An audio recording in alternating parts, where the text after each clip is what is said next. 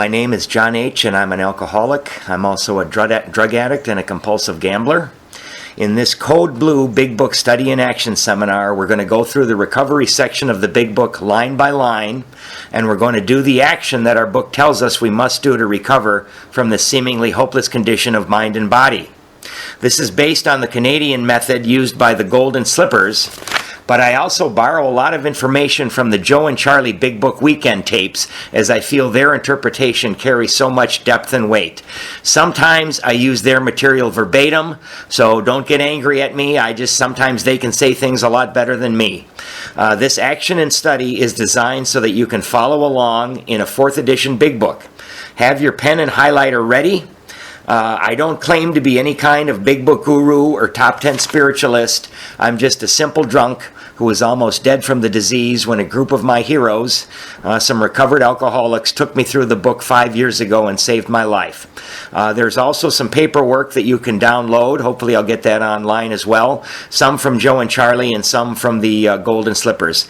Please forgive any mistakes, errors, or misquotes you may detect. I'm sure there are many, for once again, I'm just a simple drunk trying to help other folks as I was helped myself. Thanks for listening. Good evening, everybody. I'm John Alcoholic. During the 1950s, a man by the name of Max C., now dead, started a group in Winnipeg, Manitoba called the Golden Slippers. The group was a back to the basics of the Big Book kind of group, especially for those people who could not stay sober for any length of time. The group took a bunch of chronic slippers and walked them through the steps, taking the action exactly as the first 100 men and women who wrote the basic textbook, Alcoholics Anonymous. This is not your typical thanks for sharing kind of AA meeting, nor is it like any seminar. Participants are asked to do all 12 steps as laid out in our basic textbook. One or more of the people who have done this work before will be guides to lead you through the instructions in our basic textbook, using a dictionary published at about the same time as the book Alcoholics Anonymous, to help us better understand the directions as they were written by the first 100 men and women. We ask every participant to commit to the entire process. Though we read and study the AA Big Book, this group is not limited to members of AA.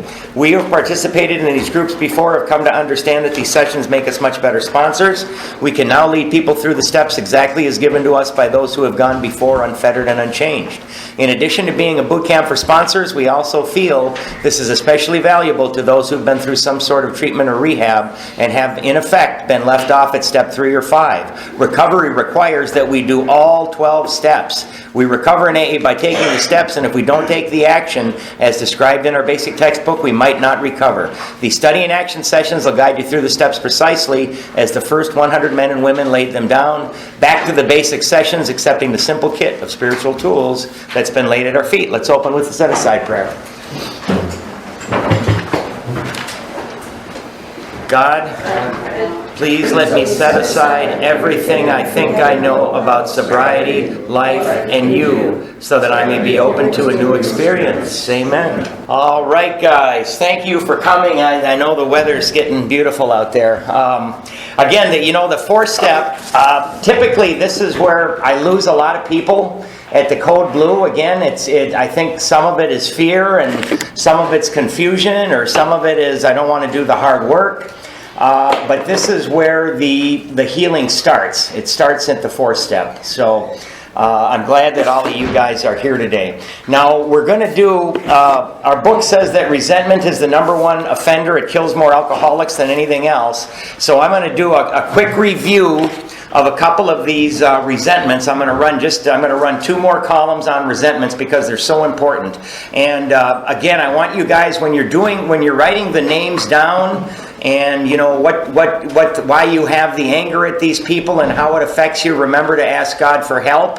And remember that you don't have to be perfect. You just don't be perfect at all. All you got to do is get the major ones out. If you can get the major stuff that's been bothering you onto paper, and you look at it, and eventually be able to share that in step 5, the relief and the healing you're going to feel will be tremendous. Remember, it said on page 66, it is plain that a life which includes deep resentment leads only to futility and unhappiness. right? To the precise extent that we permit these, do we squander the hours that might have been worthwhile. So we're wasting a lot of our life being mad at people, right? And these people, they might even be dead, they might be gone, they're certainly not in the room when we're thinking about how much we dislike them and how we can get even. And they're taking up space in our head, and they're costing us time, money, they're basically taking away our lives. And we talked about the 5 synonyms for resentment: grave, fatal, die, poison, kill, right? They're very, very serious. And then remember, we have the resentment prayers, right? God, help me show them the same tolerance, pity, and patience that I would cheerfully grant a sick friend. When somebody offends us, we say, this is a sick person. How can I be helpful to him or her? God, save me from being angry. Thy will be done. Then again, another one is, God, show me how to take a kindly and tolerant view of each and every one. Right? So we're going to have a few prayers for fear as well when we get to that. But I'm going to just run a couple more columns to make sure that you guys understand how to do the resentments. It's really quite simple. And honest to goodness, guys, when you do the 4-step according to the Big Book, Alcoholics Anonymous, there is absolutely nothing to fear. Nothing to fear whatsoever. This is not a list of dirty, rotten, filthy things that we did in our life. That is not it at all. All we're trying to do is look at our resentments. We're trying to look at our fears, and we're trying to look at some of the hurts and the harms that we've done other people. And we're trying to see why how does that affect our life? What part in it do we have, and how can we get rid of them, right? Because nobody wants to have that tightness of the chest, that feeling that something isn't right, that feeling of anger, resentment, and that feeling of fear. Maybe today I'm going to get fired, all that customer's going to do. We want to get rid of that stuff so that we can live free. Eric talked last week, I'm just going to run through that one again real quick. He talked last week about, he was really resentful at his wife, right? And usually it's the significant other, because his wife stepped out on him, right? Several times. And then we talked about how that affected his social instinct. His self-esteem, what he thinks of himself, high or low. Well, of course that affects his self-esteem. He's not good enough to keep his wife, right? How did that affect his personal relationships? Well, he was worried about other people finding out about that, and he was so angry about this. This affected just about all of his other personal relationships. He's trying to hide this from everybody, so he's not talking with other people, he's not being as open, so it affects all of his personal relationships. His security instinct, material, the money, property, yeah, man, the wife's going to divorce me and take all my money. Emotional instinct, let me get to my sheet here, where is that? Emotional, based on our need for another person or persons. Absolutely it affected his emotional need for his wife. His sex instinct, she stepped out on him. Are they going to have acceptable sex relations? Not likely. They didn't have that for a long time. By the way, he gave me permission to recover this again, and also to cover this, we're going to talk when I get to the fears, because it's the same thing. Hidden sex instinct, well, not really. She had the hidden instinct with all the affairs, not him. How did that affect his social ambitions? You bet. He's not going to take a promotion at work and move, because he doesn't even know if he's going to be married. So it's affecting his social ambitions. It's affecting his security ambitions, because they're not going to buy this other house that they were looking at, because again, he doesn't know if he's going to be married. And is it going to affect his sexual ambitions? Absolutely, because he doesn't know if he's going to be there, right? Now again, we look at what was Eric's part in this. Well, was he selfish when he looked back on it? He said, yeah, I spent some of the money that should have gone to the wife and kids on snowmobiles and stuff, and that actually got a lot worse after she stepped out on him, but he did have a little bit of that first. I don't think he was dishonest with her at beforehand, but afterwards he was certainly dishonest with her, because she would ask him, do you want to talk, and what is wrong, and he couldn't bring himself, and we'll cover a little bit more of that with the fear. But he was dishonest with him.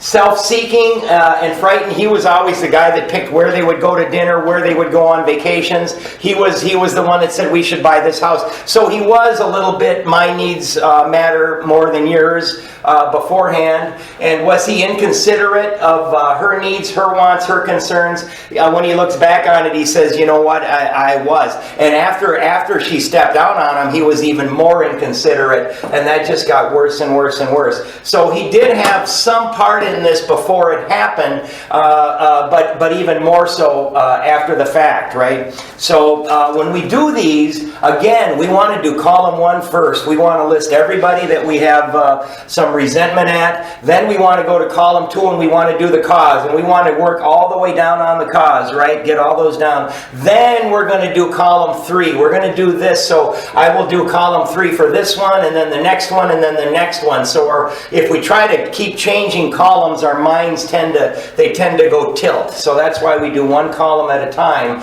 And likewise, when we get to the end and we look at what our part is in it, we want to do all that at the same time too. Now, funny enough, when I looked at my resentment list when I was done with this, I think I had over close to 100 maybe. And that was people, that was institutions, IRS, police, judges, cable company. I mean, the list just goes on, right? I mean, the cable company, I'd get a bill and I'd say, $200, but I just got done giving $3,000 to my dealer, and I'm mad about the $200 cable bill. But I mean, I had all of these things, institutions, and even principles, right?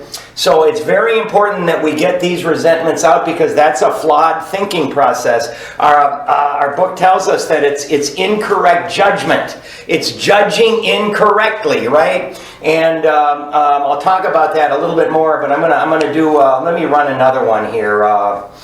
Oh goodness sakes. Let's say that I spend a lot of time and I'm working with this customer, right? I got hours into this customer, and it's going to be a $20,000 order. I mean, I got hours and hours into it, right? All of a sudden, this customer doesn't buy from me, right? They go to a different store, and a salesman at a different store undercuts my pricing, and I don't get that money, right? I am madder than hell, right? So does that affect my social instinct, my self-esteem? You bet. With me, negative, there's got to be some reason that they didn't buy from me, but also positive. I'm like, the only way that son of a bitch could get the deal is if he undercut me. So some of these can affect our self-esteem, both positive and negative. Does it affect my personal relationships, our relations with people other than the one that we're mad at? Absolutely, man. The day that I found out I lost that big deal, you better get out of my way. I mean, I'm angry and I'm treating everybody like crap on that day. Does this affect my security instinct, my material instinct? Where am I here? Material. Wanting money, property, clothing. You bet it affects my material instinct. Does it affect my emotional instinct based on my need for other people? Absolutely. Sex instinct, possibly. I mean, I could have had a date that night, and I could have been in such a bad mood that she said, you know what, you're horrible, I'm getting out of here, right? Because I'm just reliving the fact that I lost a several $1,000 commission, right? Hidden sex instincts, maybe, maybe not. My ambitions. I mean, it just affects all these things. And then we get to the exact nature of my mistakes, my wrongs, faults, mistakes, shortcomings, right? So they didn't buy from me. Well, was I selfish? Well, you bet, man. I wanted that money, man. I wanted that money real bad, right? Was I dishonest? Maybe I was, maybe I wasn't. I won't check that. Was I self-seeking? My needs come first. Yeah, I wanted that guy to buy from me no matter what. Maybe he lived closer to that other store. That other salesman gave him a better deal than I did, right? So that person was just watching out for his best interest, but I wanted what I wanted, right? So yeah, my self-seeking behavior. Was I frightened? Yeah, I'm frightened that I'm going to lose the deal. I'm going to lose the money. Right? So I'm selfish, I'm self-seeking, I'm frightened, and was I inconsiderate? There might be some other reasons. Maybe I did something, maybe I offended them, but I was only thinking of, I want that deal, so perhaps I was inconsiderate too. So I've always got to look at the exact nature of my mistakes, my wrongs, my faults, my shortcomings, right? Because there's usually, with me, everybody that I was resentful at, I had some stuff here. Now, a lot of people, if they're growing up as kids, and they might have been physically abused, they might have been emotionally abused by their parents, they might have been sexually abused. Now, do these kids have anything that they did to make that happen? No, they didn't. They did not, right? But the funny thing is, something that happened to us 20 years ago, and we're still madder than hell about it, and we still relive it in our minds, that's a justified resentment. But by God, that justified resentment is going to get us drunk just as fast as the ones that are not real, that we kind of make up in our head. So even if there's justified resentments, we've got to get them on paper. We've got to look at them.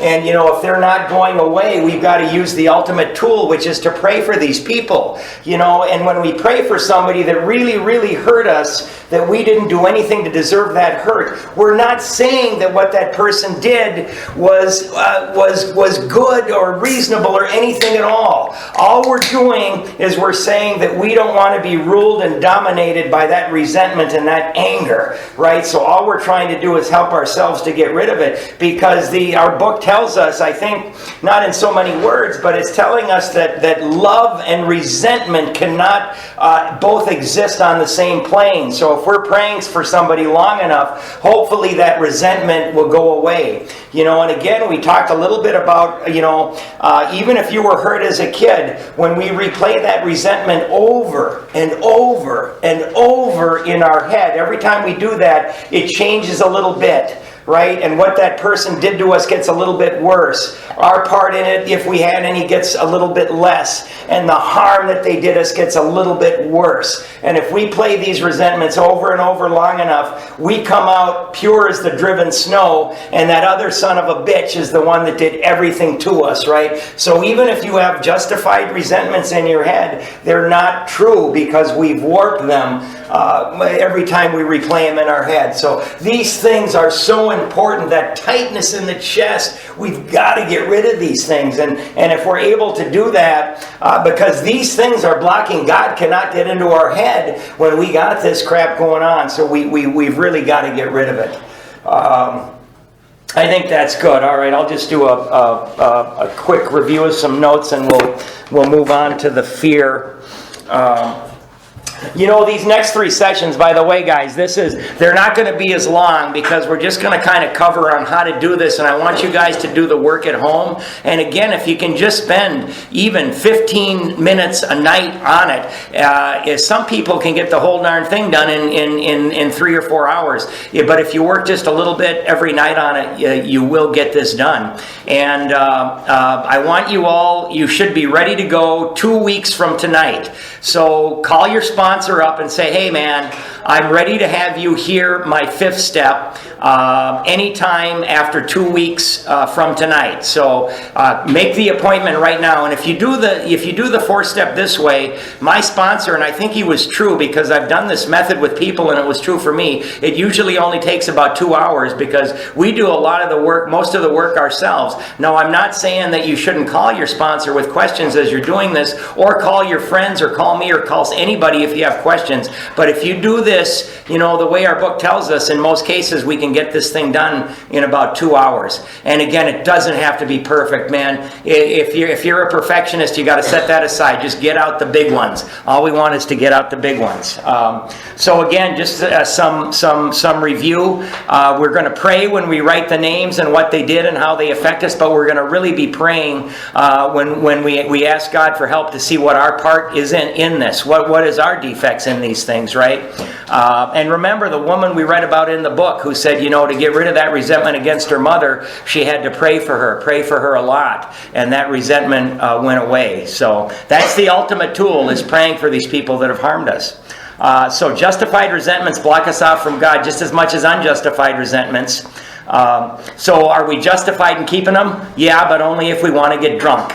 These resentments, they're going to control your thinking, your decisions, your life. right? You're giving these people that some of them might be dead the power to kill you, right? A lot of us say, and I was this way, if they hadn't have done that to me, I wouldn't have to be the way I am today, right? So that's victimization, and we don't have any place for that in AA, because you know what? We're grown-ups, and what happened to us in the past does not have to control what we do today. It does not.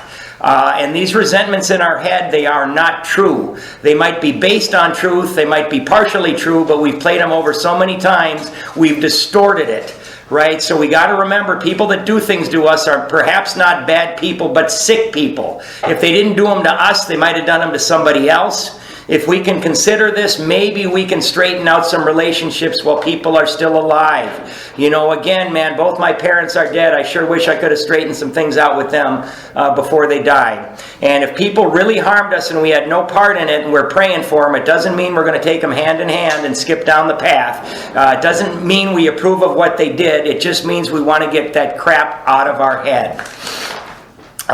So again, oh gosh, and by the way, maybe I mentioned this last time, but on my way up north a couple weeks ago, I was listening to a novel by Tony Hillerman. He's a Navajo, and the Navajo medicine men, right? The Navajo actually have healing ceremonies. If somebody is very resentful, they have spiritual healing ceremonies so that these people can get rid of the resentment, because they know that it is so bad for them. And I just thought that was the coolest thing ever. I mean, if I knew a Navajo medicine man, I'd say, get me that healing ceremony. I would love it. When we get these on paper, what's going to happen is we're going to see how many resentments we have. We can only see one at a time in our head. That's why we got to write them down. We're going to see how they block us off from God. Right? We're going to see that we're not mad at the people, but we're actually mad at what they did to us. And then we're going to see that we're not even mad what they did to us, but how we react to a threat against one of our basic instincts, right? Social security or sex instinct. We're going to see that these resentments are a waste of time. They keep us from doing anything worthwhile. They never did us any good. They never straightened out any relationships. They never made us any money. These resentments never make us feel better, only worse. They block us off from God. We don't feel good. We become insane, and we start to think about, how can I feel better? Well, I remember when I used to take a drink, right? So we think about taking a drink and we end up drunk all over again. That's why they say these resentments are going to kill us. We can see how people have controlled us and dominated us through our lives through these resentments. Once we get them on paper, this was true for me. I saw how stupid they were. Most of them, and 95% of them disappeared before I even did the fifth step. The other 5% we can get rid of through prayer, through therapy, through work with our sponsor, but prayer is the ultimate tool. The amazing thing is, guys, God replaces these resentments with the opposite. He gives us serenity, a little bit of peace of mind, a little bit of happiness, some compassion, some love, and some goodwill towards our fellow man. I mean, it's absolutely wonderful. If we get these on paper and we get them out, we're in much less chance of getting drunk, right? And we saw that we actually did a lot of things to get these resentments started. Now, God never gave us anything that wasn't good. We just tend to warp things. So let's look at what a resentment is that might help us out. I'm a salesman, right? Let's say that it's really slow, and a bunch of us are sitting around the shop, and we're just talking, we're doing nothing. We're complaining about how slow it is and how lousy life is, and there's no customers, and we're not making any money. All of a sudden, there's this son of a bitch down at the other end, and that guy's going through his lead folder, and he's calling leads from a year ago. This guy is making call after call after call. And then he's done with that, and he starts to send out thank you cards. Then he's done with his thank you cards, and he goes and he cleans his area and makes the store cleaner. And we're like sitting over there resenting the hell out of this guy. But you know what? We see him doing that, and we say, golly, I had better start calling my leads. I had better start sending out my thank you cards, and I had better start cleaning my section of the store. So that's a proper use of the resentment, right? We alcoholics, though, you know, we see that. We'll grab his lead book, take it outside, and burn it because we're so pissed off. But we should use that resentment to help us do some things to help ourselves. Again, we play these resentments over and over and over again. What they did gets worse. What we did gets less. We transfer all blame to the other people. That cop was just waiting for me. It's not fair. You know, he knew that I was going to leave that bar drunk. That son of a... He was, you know, and we transfer all blame. But I was the one who chose to drive while I was drinking, right? But we transfer all blame to them. And we go from girlfriend to girlfriend to girlfriend. We go from job to job to job. We move from city to state to state to state. And we say it's always their damn fault, right? This enables us to look and say, you know what, man? I am responsible for this, and I better clean it up, right? So I think that is it for resentment. So now we're going to go to fears. So let's go to the book. We've actually got just a little bit to read on fears. We're on page 67. Then I'm going to run a couple of fear columns, read some more notes, but it's pretty much of an easy day today because most of this work you guys got to do by yourself. So we drew the line, so we're on the last paragraph of page 67. Right? So we should have end of resentments written, and then underneath the line we should write start of fear. Start of fear. Okay? Notice that the word fear, underline or highlight that word fear, is bracketed alongside the difficulties with Mr. Brown, Mrs. Jones, the employer, and his wife. Okay, so we're going to highlight to the end of the page here. This short word somehow touches about every aspect of our lives. It was an evil and corroding thread. The fabric of our existence was shot through with it. It set in motions trains of circumstances which brought us misfortune we felt we didn't deserve. But did not we ourselves set the ball rolling? Okay, you can stop highlighting there. So we're going to make a note here so you can put ask sponsee.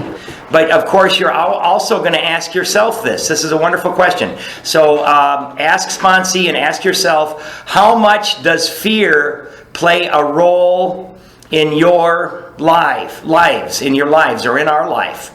How much does fear play a role in your lives? Right? We've got fear. We've got fear about work, about the IRS, maybe judges. Fears about our family, our marriage, our wife, our parents, the cops, the people we work with. We've got fears about just about everything. So how much does fear play a role in your lives? Ask yourself and ask your sponsee. Sometimes we think fear ought to be classed with stealing. It seems to cause more trouble. Okay, so highlight to paper. We reviewed our fears thoroughly. We put them on paper. Just highlight to there. We reviewed our fears thoroughly. We put them on paper. So that's another instruction, guys. Because again, we can only see one fear at a time. If we're able to get these doggone fears on paper, we're going to see how many that we've got, and we're going to be amazed. We're going to say, my goodness, this is ridiculous, right? So we put them on paper, just like we did with resentments. So we put them on paper, even though we had no resentment in connection with them. Okay, highlight the next two little sentences. We asked ourselves why we had them. Wasn't it because self-reliance failed us? Okay, so next to that, that what we just highlighted, right? Cause of fear, next to those two little lines, right? So wasn't it because self-reliance failed us? I'm doing everything I can. I'm running around working my ass off. But you know what? I still might lose my job. I still might lose my marriage. I mean, in some cases, I'm out there using, getting DWIs. I might lose my freedom. Right? That I'm going to do this myself, but all of a sudden I've got all these things and I'm terrified, and it's going to make me do all kinds of other crazy things to prevent these things from happening. Self-reliance was good as far as it went, but it didn't go far enough. Some of us once had great self-confidence, but it didn't fully solve the fear problem or any other. When it made us cocky, it was worse. Perhaps there is a better way. We think so. Okay, highlight the next sentence. For we are now on a different basis, the basis of trusting and relying upon God. Next to that sentence, write third step. That's the third step, right?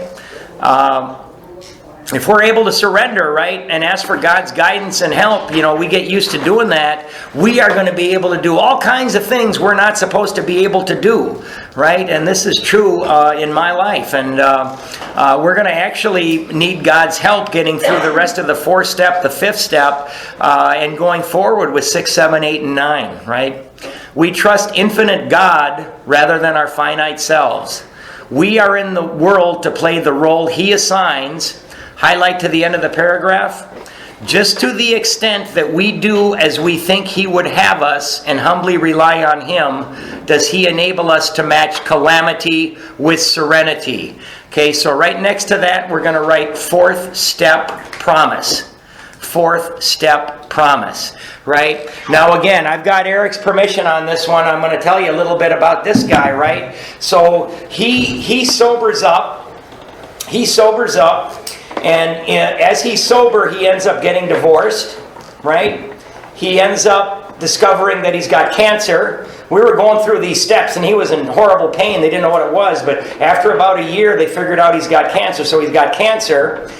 He can't work. Runs out of money.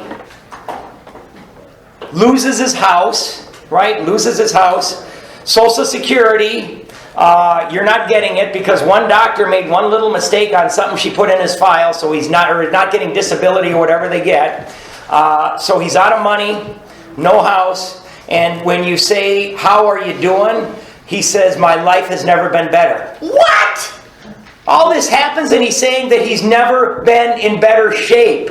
But he went through and he did all these steps. I mean, the promises during the ninth step, and when we're done with it, it says we're going to lose our fear of economic insecurity. It doesn't say we're going to lose our economic insecurity. But he honestly says, with all of this stuff that has happened, my life has never been better. Because he's had this spiritual awakening and he's got all these promises in his life. And right there, that sentence, just to the extent that we do as we think He would have us and humbly rely on Him, does He enable us to match calamity with serenity. And this guy is the best example. I mean, I might be his sponsor, but my God, when I've got anything, I go to him because he's the guy helping me. We never apologize to anyone for depending upon our Creator. We can laugh at those who think spirituality the way of weakness. Paradoxically, it is the way of strength. The verdict of the ages, highlight, is that faith means courage. Right? Keep highlighting. All men of faith have courage. They trust their God. We never apologize for God. You can stop there. Instead, we let Him demonstrate through us what He can do. Okay, so let's highlight to the end of the paragraph there. We ask Him to remove our fear and direct our attention to what He would have us be at once we commence to outgrow fear. So the first part of that, where it says we, you can write fear prayer right next to that. So when we're afraid to do something, right, we got something and we know that we should do it, right? We might say something like, God, please remove my fear and direct my attention to what you would have me be. Right? So that's a fear prayer. And my goodness, guys, that works wonderfully. So that's the fear prayer. At once we commence to outgrow fear. Right next to that, write four-step promise. That's a promise. Yeah, I mean, all of a sudden, if we ask God for help to do things that we're afraid to do, and we find that we're able to walk through our fear and do these things, that is a promise. So we're gonna draw a line under outgrow fear across the whole page, and we're gonna write end of fear. Okay, that little page is the end of the fear. We're gonna run some columns on fear. I'll show you how to do that. We're gonna read a few notes, and that's gonna be it. But we're gonna write one more thing. Somewhere in there, let's write fear blocks us from our talents. Fear blocks us from our talents. Fear blocks us from our talents, right? we can be so good at doing something, right? But oh my gosh, you know what? I might not measure up. People might laugh at me. I might make a mistake. We cannot let fear run our lives. And when we say, God, please remove my fear and direct my attention to what you would have me be, at once we're going to commence to outgrow this fear, and we'll be able to explore our talents, and we'll be able to get that new job. We'll be able to do these things, right? So fear really does block us from doing what we're good at, and it blocks us from trying out new things. And again, when these people that have been around for a while, they say, I'm happy, joyous, and free, they got all these, or most of these doggone resentments are gone, and a lot of their fears are gone. Now, I'm a little bit afraid of the dark, right? So I'm not going to be running full speed across somebody's yard in the middle of the night because I might trip on something. I don't have headlights, right? I've got a little bit of fear of heights, right? So, some of these fears are good. So, I'm not going to try to be climbing a tree at my age and swinging around like a monkey, right? Because I have a healthy fear of falling because I don't have wings. But if these fears keep me from going out at night, I better take a look at them. If these fears keep me from riding in an elevator, I better take a look at them. But fears, like anything else, can be healthy. It's just that we alcoholics, again, we tend to go, and most people, I think, too, tend to go overboard and let them control and dominate us, right? So we're going to run a couple of lines here. I didn't change anything here, but let's do... oh my goodness. I'm going to do Eric's again, right? He's afraid of his wife. So these guys, these are all the same, right? We did I am resentful at, the cause, affects my, what's my part? So now we're going to change it to I am fearful of, right? Why do I have the fear? And all this is the same. So, again, Eric's afraid of his wife. Why? Because she might divorce him and get rid of him. And he loves that woman dearly. Loves her dearly. So he's afraid that she's going to get the divorce. Is that going to affect... is that going to affect his self-esteem? This fear? For all the same reasons, you bet it is. So, and by the way, it is so funny, but I didn't put this together, but just about everybody who I was resentful at was on my fear list. And guess what? Just about everybody I was resentful at that was on my fear list, I hurt them. So I'm finding the same people and institutions on all three of these lists. And for me, back to my resentment list, just about every single person on my resentment list made it onto my A-step list because I owed them amends. And it's just amazing. And I did not see that until I got this stuff on paper, right? So he's afraid of his wife. She's going to divorce him. Social instinct, natural tendencies or feelings from birth having to do with people as a group with interests in common. Self-esteem, what we think of ourselves, high or low. Yeah, that's a big negative. She's going to get rid of him. He doesn't measure up. Is that going to affect his personal relationship? And this is personal relationships with other people other than his wife. Well, you bet it is. He goes out with his friends. He's terrified that they're going to talk about how badly things are going with his wife and the fact that it might be divorce. It's affecting all of his personal relationships. He doesn't even want to go out with his friends because he's afraid they're going to start talking about that stuff. Now, this was before he worked the steps, obviously, right? Is it affecting his security instinct? Oh, yeah. She gets that divorce, she's taken probably more than half of everything. Is it affecting his emotional instinct based on his need for another person or persons? You bet it is. Right? Is this fear affecting his sex instinct? He's afraid of divorce. Yeah, they're not having sex. How about hidden sex relations? Our sex lives that are contrary to society, God's principles, or our own. Now, this wasn't true in Eric's case, but I tell you what, if I was in that situation, I would be out here looking for somebody else, right? Because I'm going to get even with her. He didn't do that, but many of us do, right? So it would affect the hidden. Does it affect his ambitions, his social ambitions, your plans to gain acceptance, power, recognition, prestige? Well, you bet it does, because he doesn't know what's going to happen with this, so his whole doggone life is on hold. Does it affect his security ambitions, your plans to gain material wealth? Absolutely it does, because again, he doesn't know if they're going to be together. He's thinking maybe we better start dividing it up. His sexual ambitions, yeah, this is the woman I wanted to spend the rest of my life with, and it don't look like that's going to happen. So all of these things, right? So now now this is after all of this happened, right? So this is after she stepped out and after he found out about it, right? So now what is the exact nature, mistakes, wrongs, faults that he made, right? Selfish, right? Now if you remember from last week, Eric was telling us strictly material, property, money, housing, clothing.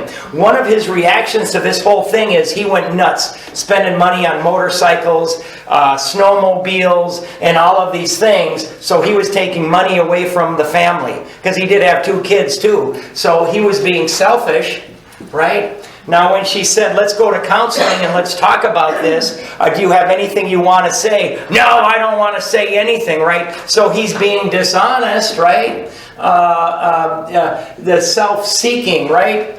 Self-seeking. What I want matters more than what you want. My needs matter more than yours. My feelings or comfort comes first. When they did try to go and get the counseling, he was so upset with her that he's like, screw you, I'm not going to say anything, I'm not going to talk. So self-seeking, right? Frightened, fear of not being accepted, fear of my wants, needs not being met. Of course he was frightened. And was he inconsiderate? Did I fail to consider how they felt, their wants, their needs, their beliefs, how I affected them?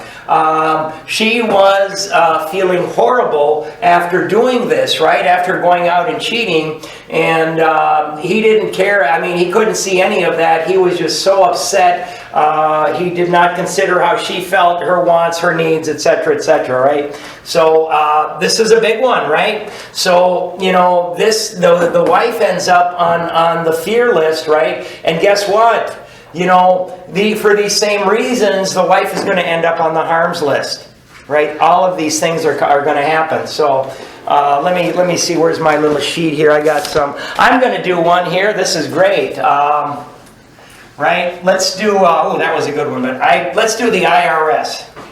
Okay, I was resentful at the IRS too, right? They're getting single white men more than anything, right? Well, no, if you're a single any person, they're going to tax you the same. But you know that was my prejudiced thinking, right? They're taking advantage of me because I'm a single white guy, right? Well, totally wrong. But I was really angry at them because I had to pay so much in taxes, right? But now I'm also afraid of the IRS. Why am I afraid of them? I was claiming, you know, I had expensive habits. I had to buy my cocaine, I had to buy my pills, my booze. I'm claiming 10 deductions, right? I'm not married, I don't have any kids. So they're coming after me. So I'm afraid that they might want to put me in jail because I was doing this for years, right? 10 deductions.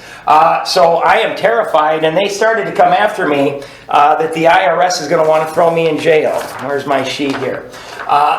Social instinct, self-esteem, what we think of ourselves, high or low. Well, I was afraid that I was going to go to jail, so my self-esteem was a little bit of a hit.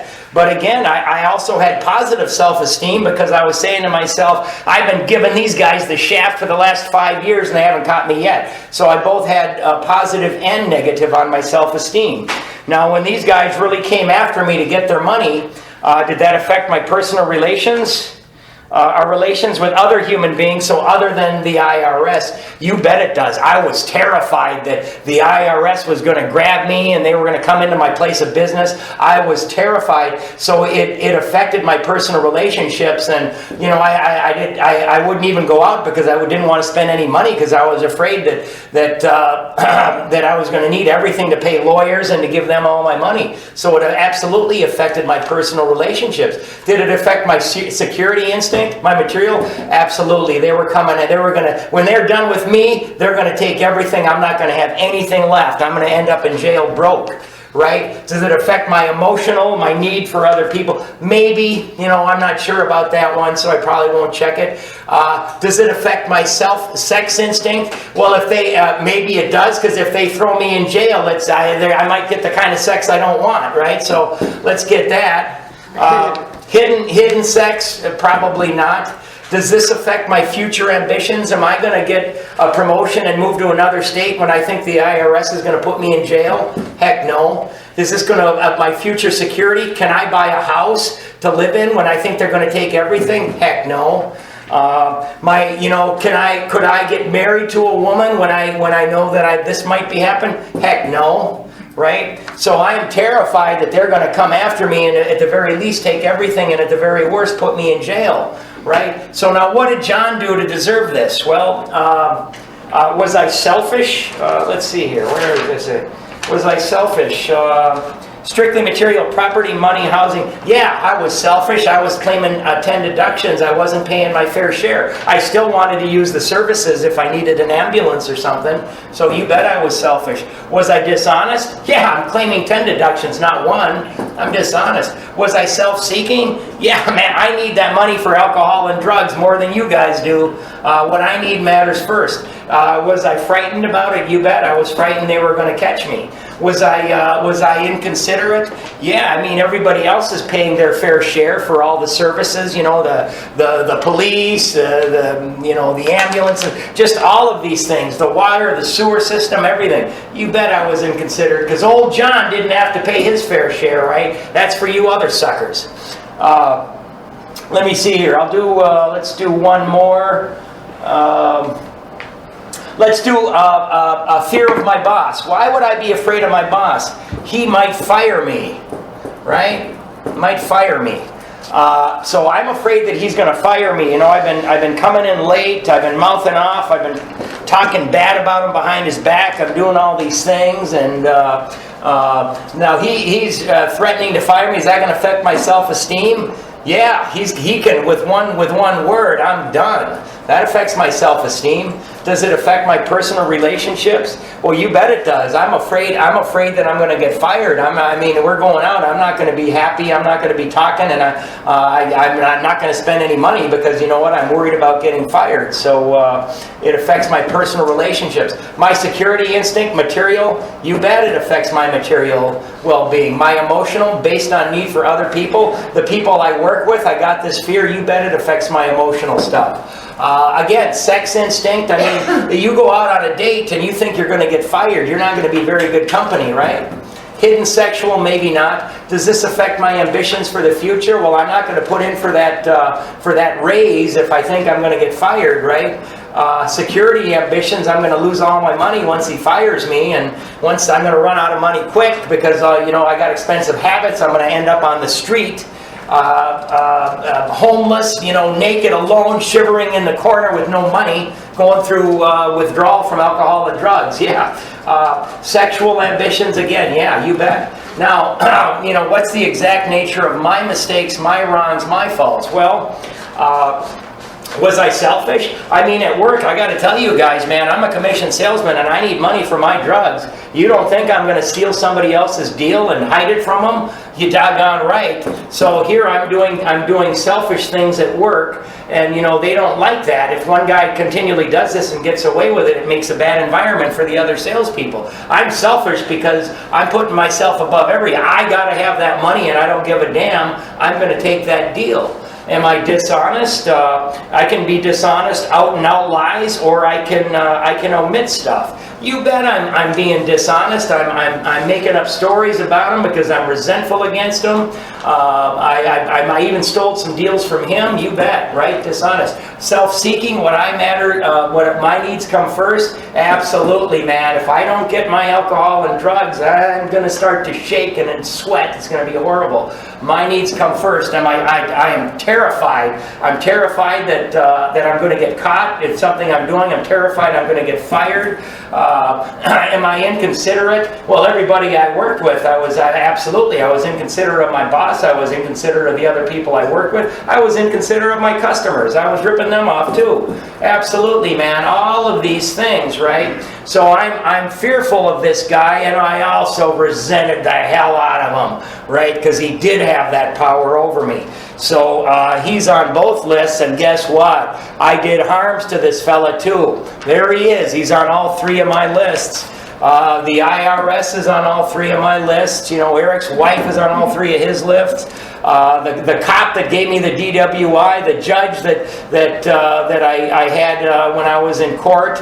My father is on all 3 lists. My customers are on 3. The people I work with, scooping me and I'm scooping them. They're on all 3 of my lists. So it's just funny how these just repeat over and over again. So we've got to get these fears on paper, right? You do the resentments, run the columns, look at our part, pray for help when you're doing it. Do the same with your fears. And I guarantee you guys, if you just work on this a little bit, when you do your 5th step, it might not happen the night of your 5th step, but I am telling you. And everybody I've talked to, when we get this thing done, the relief we feel is immediate and overwhelming.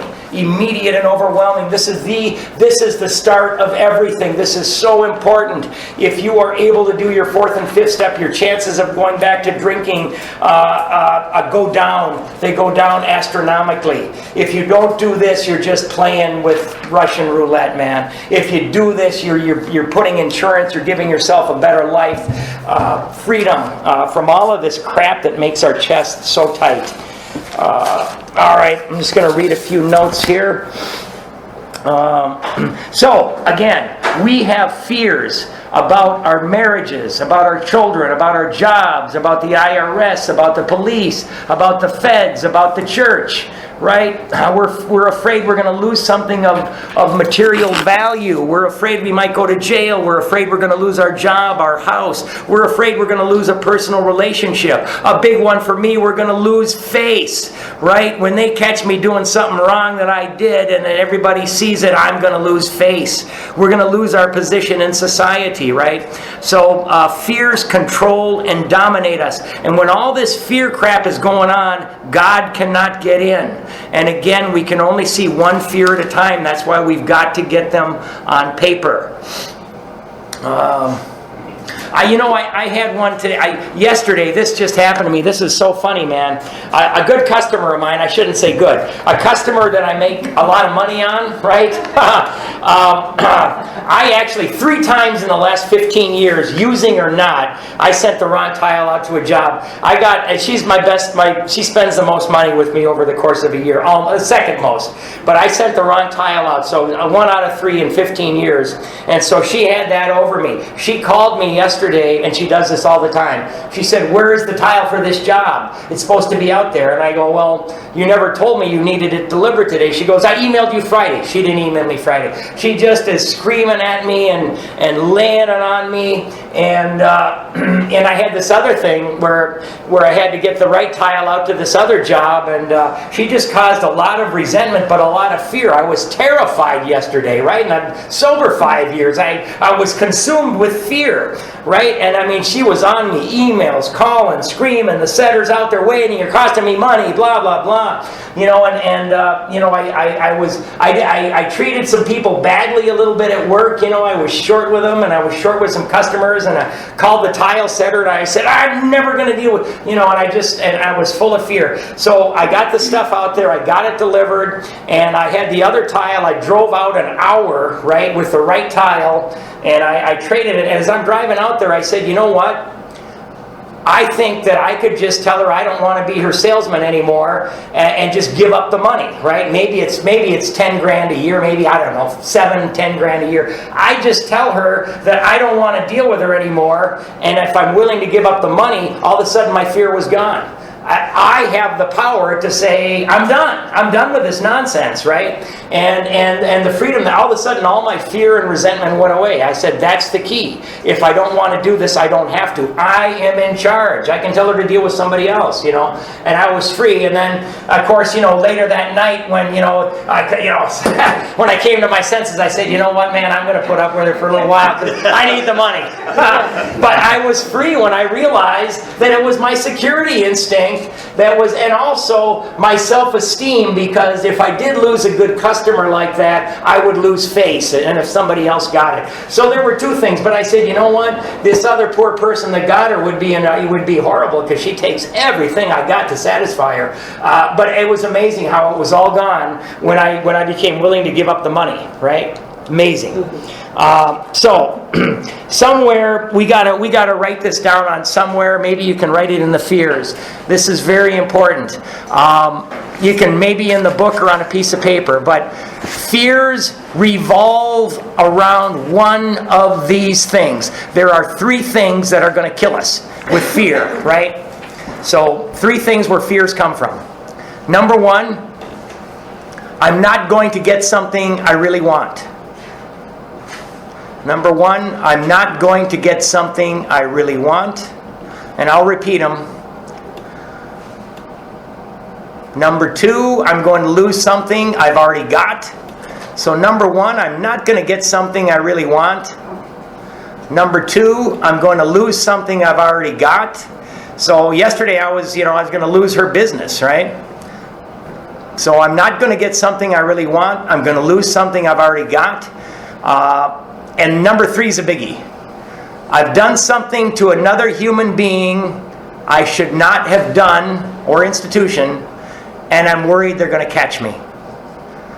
So, I'm not going to get something I really want. I'm going to lose something I've already got. I've done something to another human being I shouldn't have done, and I'm worried they're going to catch me. Right? So, I'm not going to get something I really want. I'm going to lose something I've already got.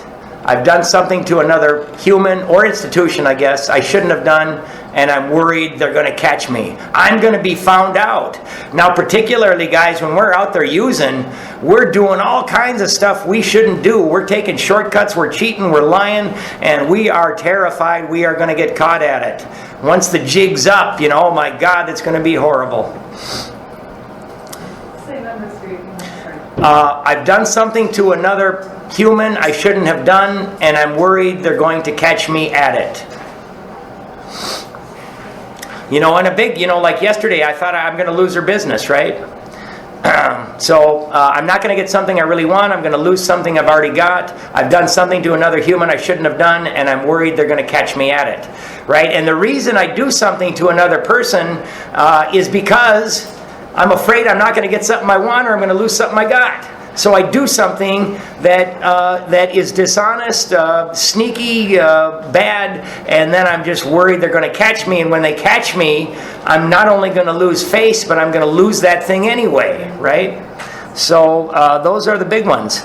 So like resentments, these fears, they come from threats to the 3 basic instincts of life. Right? I cannot be angry or afraid unless my social instinct is threatened, or my security instinct is threatened, or my sex instinct, right? I'm out there cheating on my girlfriend, and somebody threatens that they're going to tell my other girlfriend. I am angry as all hell, right? So, and afraid. So, unless one of these 3 basic instincts, I cannot get afraid. And the funny thing is, guys, if my instincts are under control, and I've got a good relationship with God, yesterday I wouldn't have had to go through that hour and a half of extreme abject terror that I was going through, right? So if these are under control and I'm keeping close to God, I should have been able to get over that, I think, a lot sooner than I did. But that's how we learn, right? I'm not going to beat myself up because I'm human. I'm going to make mistakes. And but if we stay close to God and we understand these things, it's going to be a lot less. Before, when I was using, I would have been angry and afraid of this woman all day into the night and into today. After it was gone after about an hour and a half, and that's the joy of understanding this, is we can get rid of that crap so much quicker, and we don't have to have that tightness in our chest for days on end, right? Yep, take care. So fear, remember I said that resentment was incorrect judgment. Fear is incorrect believing. Incorrect believing, right? So you're living in hell when you're scared to death that you won't get something you really want. And through dishonesty, right, conning and manipulating, you get it, right? You get this thing, and then you're scared to death you're going to get caught, and then you're going to lose it anyway.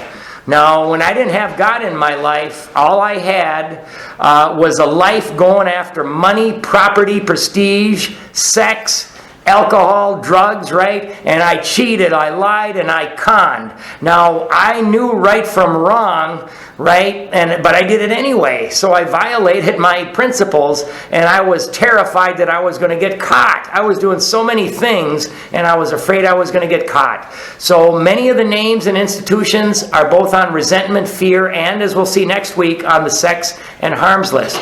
So again, guys, the prayer is going to help us out. And the two things, one of my sponsors taught me, the two most important things about prayer is we've got to start doing it, and then we've got to continue. And if we do that, we're going to change a little bit every time we pray. And for me today, after 5 years of doing this, every morning, throughout the day, and at night, at least, for the last couple of years, I'm not the same person, right? Rather than being angry and fearful and hurting and harming people, right? I've got some peace of mind, I've got some serenity, I got some happiness, and I want to go out and help other people, right? I want to spread goodwill to other men and contribute to the world. Now, that is not my thinking, that's God's thinking, right? And the funny thing is, when I get rid of this fear, no more holes in my head, right? So God's going to replace it with the good stuff. You get them on paper, 95% of the fears go away. The other 5% we get rid of through prayer, through therapy, through work with our sponsor. The fears allow us to keep doing things we know we shouldn't do, and these fears keep us from doing things that we should do, right? So they control our life, and it's horrible. And that little prayer, that little fear prayer, the same thing. Courage and faith cannot exist on the same plane, just like anger and love. So when we ask God to remove our fear and show us what we would have us be, that's a courageous prayer, and they can't exist together, right? So we got to look at why do we have the fears? What's the cause of these? What are the fears? What is the cause of these fears? What part of myself is affected? What feelings do I create in others when I act on these fears? And which of my character defects is involved, right? So we're going to get rid of that tight feeling in our chest. We're going to stop our racing mind when you lie down at night and all these things are running through your head, all the anger and all the fears about your life. We can get rid of that crap. And the good thing is, too, another great thing is I can stop lashing out at other people. I call them innocent bystanders, right? So again, we've got fear for me. I got fear I won't measure up. I was, the last 10 years of my using, I was using so much drugs and alcohol, I was not, no relationships, no sex, because nothing worked, right? So now, I got this fear, well, maybe I won't, if I start dating somebody, maybe I won't be able to do it, right? It's been 10 years, and maybe I won't be adequate in bed. I've got all these things, right, going on in my head. So, but we can get rid of these. We've got fear that if we try something new, we might fail at it, right? We've got fear of hard work, right? My gosh, if I start to do this thing, it's going to take me 3 years to do it. That, going back to school and doing this and this and this, 3 years, I don't know. And it's like, well, the 3 years are going to pass anyway. Why don't I do it? So these fears keep us from doing things that we should keep on doing, and they allow us to not to do things that we should do, right? So that is it for fears today. And again, we're gonna pray, and we're gonna pray as we're getting these down, and particularly we're gonna pray when we look at the exact nature of our mistakes and how how these fears are ruling us. So, any questions at all on anything? Just keep writing this stuff down and keep rolling through it. Yes, sir. Okay, so there's a resentment list. Yep. Okay, and it sounds like there's a separate fear list. You bet. Yep. Okay, is there going to be a separate sex list? You bet. too? I got it right up there. Sex and harms. I put them together. There's 3 different lists. You bet. Is that true? Yep. Okay. Yep. So we're going to look at all of our, but the process is all the same. We're going to go through our resentments, then we're going to go through our fears, and then we're going to look at the people that we harm. And the only reason they call it sex and harms is because we humans tend to hurt people more in the sexual arena than any other arena. So that's why the big one's on there. So, anything else? Keep working on this. And again, guys, 2 weeks, you should be done 2 weeks from now. So call your sponsor and say, anytime after 2 weeks from Tuesday, I need 2 hours of your time. We're going to sit down and we're going to go over this stuff, right? Schedule it now. And you don't have to be perfect. Just get down what you can. Get the big stuff down, man. That's all you got to do. You can always come back and do another one. I did my second 4-step 6 months after my first one. And it was a lot smaller, but there was a lot of stuff, man. The day before I was going to do my 5th step with my sponsor, I remembered something that I had done to somebody in a blackout. And I said, that's it. Oh my God, there's no forgiveness here. I'm going straight to hell. God's going to want nothing to do with me. I might as well go out and get drunk right now. And I called my sponsor up and I told him, and he said, well, let's not drink today. Let's talk about it when we do your 5th step. When I did the 5th step, I find out that he had done that and worse, and that God is going to forgive us if we're trying to get on the right path no matter what we have done. So, let us close with the 3rd step prayer.